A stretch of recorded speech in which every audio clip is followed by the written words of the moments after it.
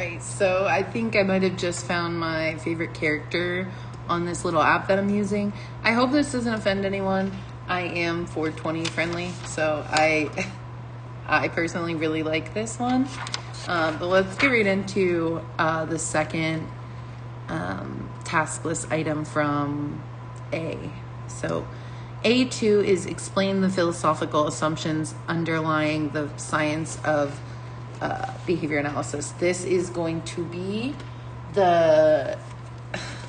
there's few things I remember from the SNABA website and materials that I had used from 5th edition, but this is definitely another one of them.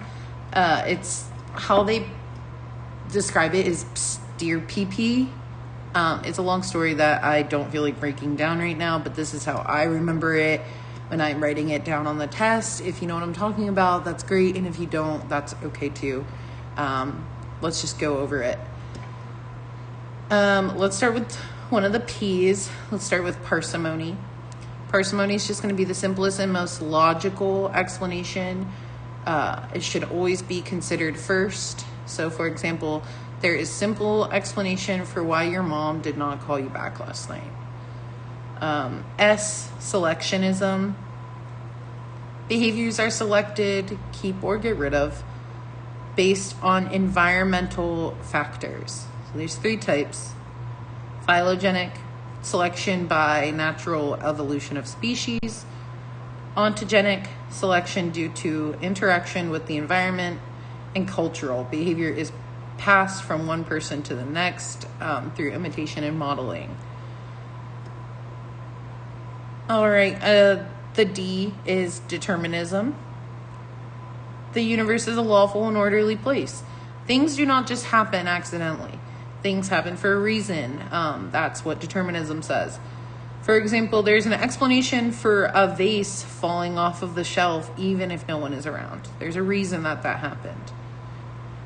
E for empiricism, objective observation of events that are based on data, not thoughts or feelings. So for example, recording duration data to empirically determine the length of behavior.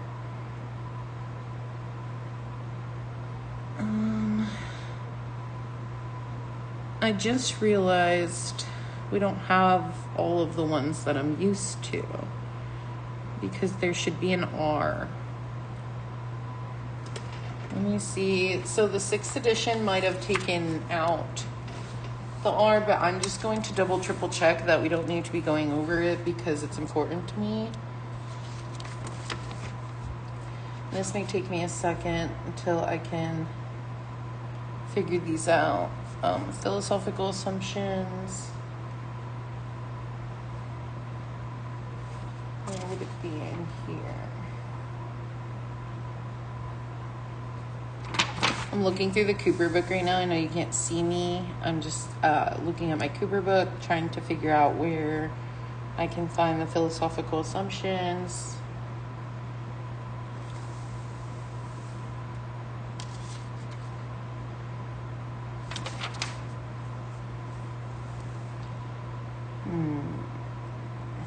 And this is very much supposed to be the point for me, is I'm tracking right now how long I'm taking studying. So if you do perhaps use this video in the future as a resource, you can just skip forward on these moments where I'm looking for things. I did find the section that I was looking for. So yeah, we have description, prediction, control, determinism, empiricism, experimentation, philosophical replication is not on this. So I'm using the ABA exam review study guide to just quickly go over for making these videos for myself. A replication was the one I was remembering from the 5th edition that I was saying I used the acronym STEER PP.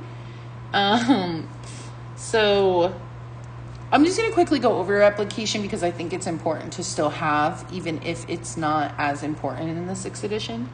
Replication is just the repeating of experiments, as well as repeating independent variable conditions with experiments.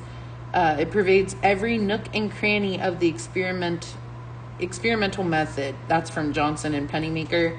Replication is the primary method with which scientists determine the reliability and usefulness of their findings and discover their mistakes. We already went over parsimony. I think we need to go over philosophical doubt and pragmaticism yet. So let's do that now. I think I have... Okay. Philosophical doubt is the attitude that requires the scientist to continually question the truthfulness of what is regarded as the fact, right? So, like, we're just analyzing out, we're questioning established outcomes and results. We basically question everything while looking for a better explanation whenever possible. So you're always questioning things. And then with pragmatism, you're analyzing outcomes and procedures, based on the results, were the results useful or not. Interventions should produce meaningful outcomes and evaluate on those outcomes.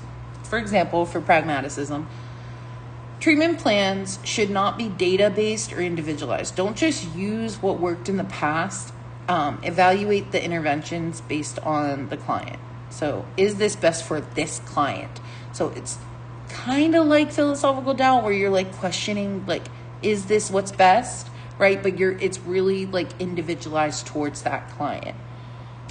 So that is A2 in a nutshell. I'm just going to go ahead and skim through my Pass the Big ABA exam on A2 to just make sure I didn't miss any sections, because this study guide that I'm reading off of, it can be very like short and sweet, which is nice sometimes, but I think getting the bigger pictures is definitely really important.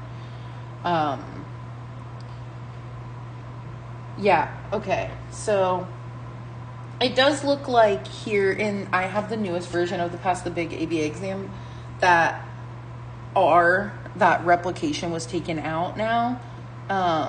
So Dear PP no longer applies unless you want to say DPP, which is fine. I like acronyms. It helps me remember things for sure.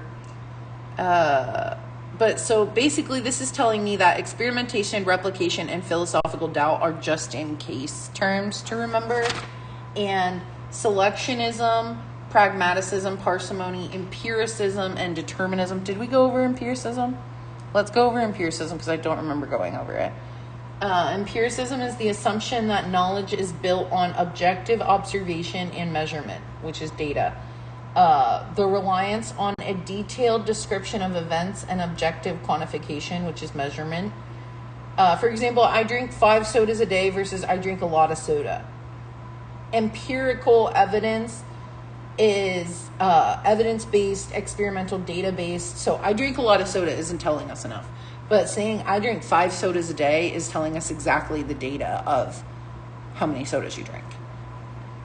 Think empiricism equals evidence, evidence equals facts, and facts equals data. I really do like the Pass the Big exam book. I'm going to be using that with my videos. Like I said, I think this study guide that I have from ABA Exam Review is great. I just think it can be short and concise sometimes. But yeah, those are the key terms for A2. And that's pretty much it. I'll see you in A3. Probably with this same character because